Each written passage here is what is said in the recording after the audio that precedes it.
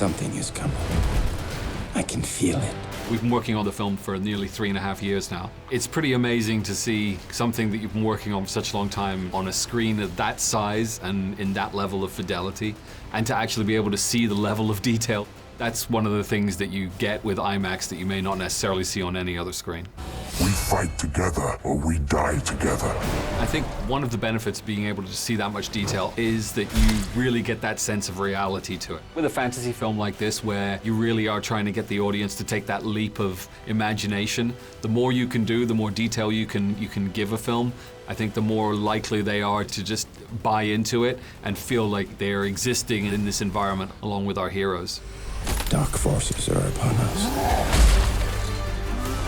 That IMAX sound system is phenomenal. It's like it brings you into the environment that the film takes place in. And I think anything that you can do like that to just help the audience take that one extra step into the reality you're trying to create is always worth the extra effort.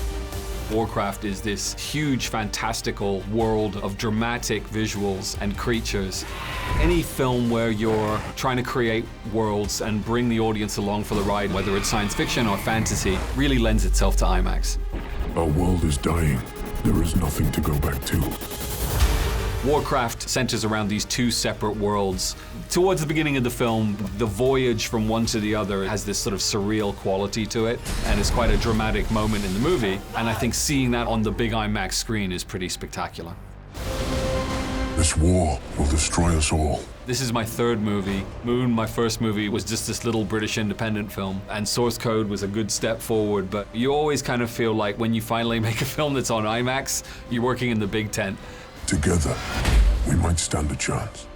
It was one of those seminal moments where you kind of feel like, okay, I'm making big movies now. Literally.